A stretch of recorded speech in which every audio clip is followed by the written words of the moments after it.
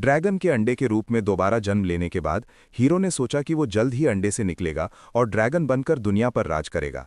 लेकिन भगवान ने उसे बताया कि अंडा अपने आप नहीं निकलेगा, उसे अनुभव पाने के लिए राक्षसों को हराना होगा। और इसलिए सवाल उठा, बिना हाथ पैर वाला अंडा हमला कैसे कर सकता है? और तो और, अगर अंडे का छिलका टूट जाता तो खेल खत्म हो जाता। अपनी बुरी हालत को समझते हुए हीरो का बैलेंस बिगड़ गया और वो ढलान से नीचे लुढ़कने लगा।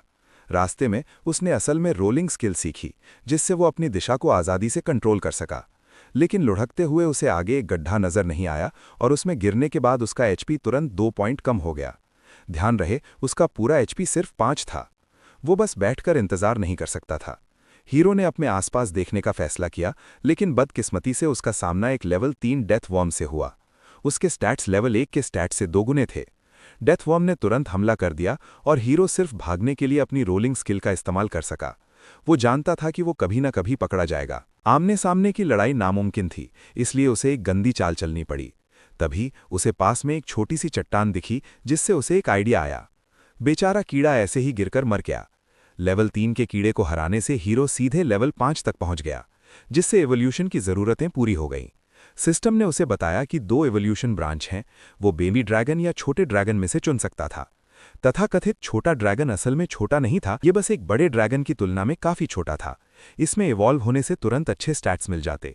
बेबी ड्रैगन की बात करें तो डिस्क्रिप्शन में सिर्फ इतना बताया गया था कि उसका मांस और मुलायम था और उसकी लड़ने की क्षमता बहुत कम थी।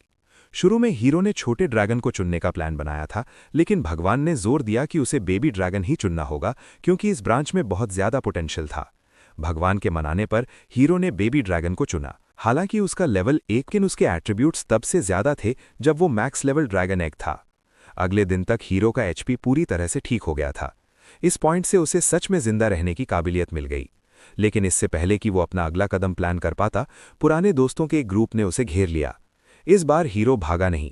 अपनी अभी की काबिलियत के साथ ये कमजोर मॉन्स्टर अब कोई खतरा नहीं थे।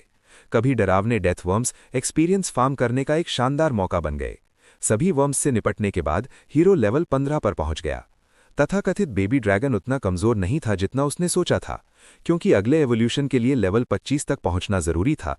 इसलिए हीरो ने तेजी से लेवल अप करने के लिए जंगल में मॉन्स्टर्स को ढूंढना शुरू कर दिया। लेकिन उसी दिन उसने एक इंसान की चीख सुनी। क्यूरियोसिटी में वो उसे देखने गया। अचानक जब वो पहुंचा तो उसे एक साथी ड्रैगन मिला, जो छोटे ड्रैगन ब्रांच का एक रॉक ड्रैगन था, जिसके स्टैट्स उसके स्टैट्स से लगभग 5 गुना ज्यादा थे। जब तक उसने भागने के बारे में सोचा, रॉक ड्रैगन ने उसे पहले ही देख लिया था।